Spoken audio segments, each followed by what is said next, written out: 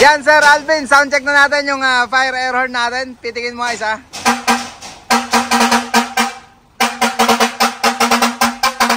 Yan mga kabisyon, dito yung fire air horn sa gilid ng windbreaker. Diyan niya pinapwesto. Yung compressor mga kabisyon, Jet Inoue. Siyempre 24 volts.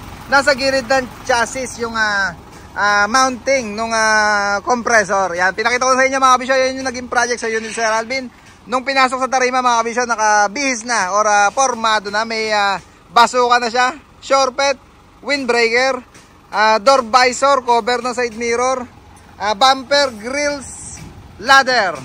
Tsaka yung body niya nakaganyan na mga kabisyon, naka 3-liner side grill, frame ng clearance light, tapaludo. Ikutin natin, 17 feet yung unit ni Sir Alvin. Yan, Sir Alvin ng San Antonio ba Sir? San Antonio, Nueva Ecija. Yung likod mga kabisyon, naka center post, 17 feet yung unit.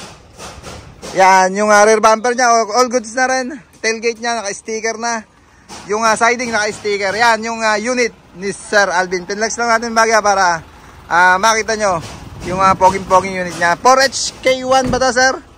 4HK. 4HK1. Surplus Japan.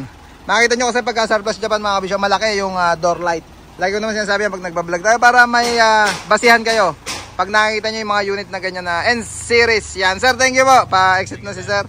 Sticker, syempre, nilagyan natin sticker certified.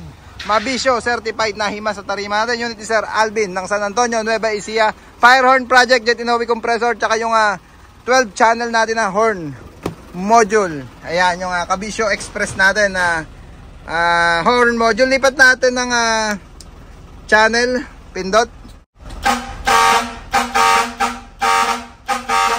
Ayan lipat natin.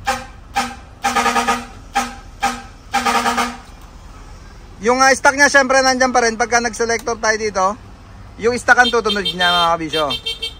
Pagka binaba natin, syempre yung air horn natin ang tutunog. Pag naka number 1 yan, yung stock lang niya na wala siyang hindi siya hindi gagana yung module mga kabisyo. Stock lang yon.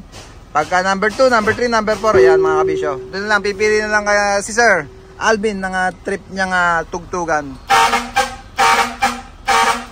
Yan